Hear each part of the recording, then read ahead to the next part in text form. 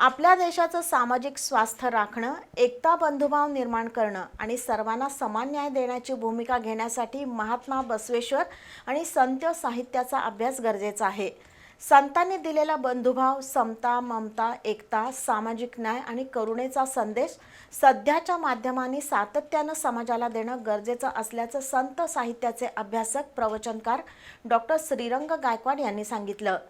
चित्रदुर्ग मठातील बसवेश्वर केंद्राच्या वतीनं आयोजित अनुभव गोष्टी या उपक्रमात त्यांनी अनुभव कथन केलं.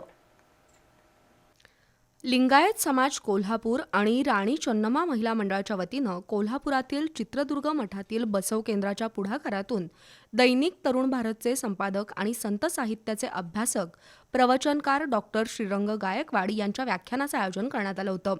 या उपक्रमाची माहिती संयोजक यश आंबोळे यांनी दिली. राजशेखर तंबाके यांनी शिवयोग साधना घेतली. शरणी गायत्री पाटील, विद्या बिरादार यांनी वचन पठण आणि निरूपण केलं.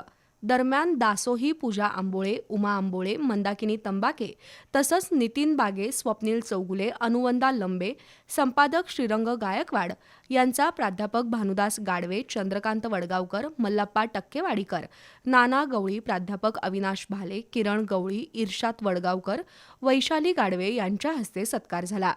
महाराष्ट्राला मोठी संत परंपरा लाभली आहे.